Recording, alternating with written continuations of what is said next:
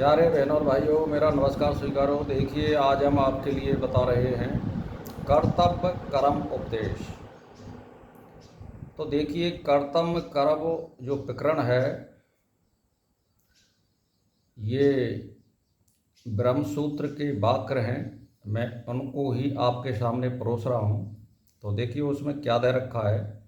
उक्त प्रकरण में उपास्य देव को प्राप्त किया या कर्म अर्थात प्राप्त करने योग कहा है, और जीवात्मा को प्राप्ति क्रिया का कर्ता अर्थात उस ब्रह्म का प्राप्त करने वाला बताया है। इसीलिए जीवात्मा उपास यानी पूजने के योग नहीं है।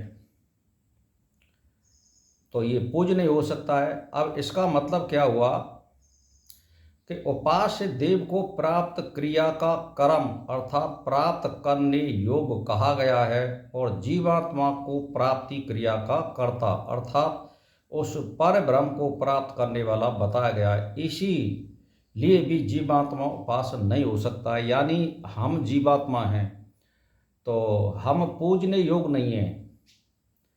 पूजने योग का मतलब है हमें अभी प्राप्त करना है, परमात्मा साक्षात्कार करना है, उस ब्रह्म की अनुभूति करनी है। तो हम जो है महान आत्मा तब बन जाएंगे, तब एक सामाजिक प्राणी बनता है, एक मानव बनता है। तो इसीलिए जीवात्मा पूज्य नहीं है, ये उपासक है। अब आती है जीवात्मा उपासक है तथा पर ब्रह्म ही उपास्य है। ज्ञान प्राप्ति पर यह जीवात्मा ही उसके दर्शन करके मुक्त होता है। यानी जैसे बोलते हैं ना कि उसको ब्रह्म की प्राप्ति हो गई या वो ब्रह्म स्वरूप हो गया या उसका साक्षात्कार हो गया, तो एक वो लास्ट एंड फाइनल वो होती है स्टेज। उसको प्राप्त करने के बाद मानव जीवन का कोई लक्ष्य नहीं रह जाता है, तो वो फिर धन हो जाता है। तो अब जीवात्मा को ही तो प्राप्त करना है, आप सोच लीजिए।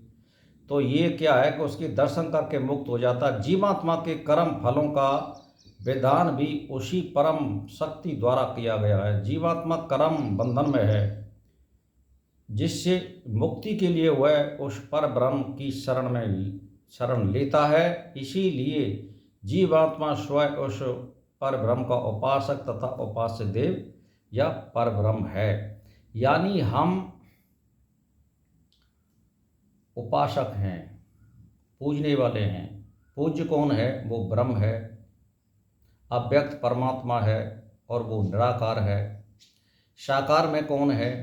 साकार में हमारे अंदर जो जीवात्मा स्थित है वो भी निराकार है, पर वो अल्पज्ञ है, वो एक देशीय है, वो भोक्ता है। इसमें बैठ करके वो भोग ले रहा है इंद्रियों के द्वारा, बैठ के आपकी तरह। लेकिन परमात्मा कभी भोग प्राप्त नहीं करता है, और वो सर्वदेशीय होता है। ये फर्क होता है जीवात्मा में और परमात्मा में।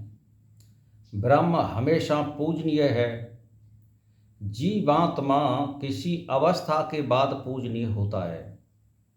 ये इतना फर्क है।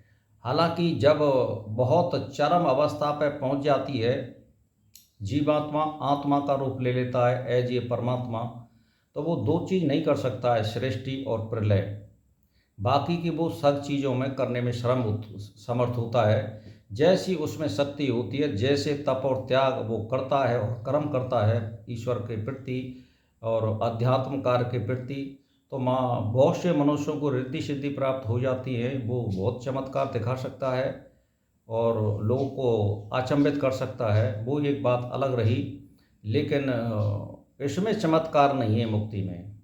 मुक्ति प्राप्ति वाले के लिए, आत्म साक्षात्कार करने वाले के लिए चमत्कार नहीं होता है, केवल उसको अनुभव होता है और एक अनुभूति होती है, वो उसकी अवस्था होती है। उसमें रिद्धि सिद्धि नहीं है, क्योंकि रिद्धि सिद्धि वाले के लिए मुक्ति प्राप्ति नहीं होती है। ये दूसरी बात है कि दुनिया को ये दिखा देना, वो दिखा देना या बता देना, ये रिद्धि सिद्धियों का काम है। रिद्धि सिद्धि महीना 2 महीना या 108 दिन में प्राप्त हो जाती है, लेकिन मुक्ति तो कईयों जन्म लग जाते हैं और सैकड़ों वर्षों में मुक्ति होना असंभव है। तो ये तो एक दुर्लभ चीज़ होती है, और आत्म साक्षात्कार भी बहुत दुर्लभ वस्तु है। ये हर किसी को नहीं होता है। ऊंची ऊंची गाड़ियों में डोलना या पैसों में खेलना या धन कमाना या बहुत बड़े वैभव बनाना उनके लिए आत्म साक्षात्कार नहीं हुआ है। अगर हुआ तो मुझे बताओ भारत में किसी को ऐसे जिस पर असंख्य पैसा हो, ऐसे को आत्म साक्षात्कार नहीं हो सकता है। क्योंकि आत्मा या परमात्मा सारी चीज़ भूत और भविष्य को जानते हैं। वो ऐसे मनुष्यों को आत्म साक्षात्कार नहीं होता है। आत्म साक्षात्कार चित्तवृत्ति निरोध वाले के लिए, इच्छाओं से रहित होने वाले के लिए और मन कंट्रोल करने वाले इनको होता है, और अष्टांग योग में जो आचरण करते हैं उनके लिए होता है, अन्यथा नहीं होता है। जो जानबूझ करके सारे ग्रंथ पढ़ लिए और पूरी उसको जानकारी है और जनता में भ्रामक वो वक्तव्य दे रहा है, किसकी वजह से? केवल समाज की वजह से। तो वो तो महान पापी है, वो आत्म साक्षात्कार करने वाला नहीं हो सकता है। आप सही बात बताइए ग्रंथों में जो लिख रहा है, या आपको अनुभव हुआ है? तो भाई और बहनों, बस मैं ज़्यादा नहीं कहना चाहता हूँ। इसी के साथ मेरा नमस्कार स्वीकार हो।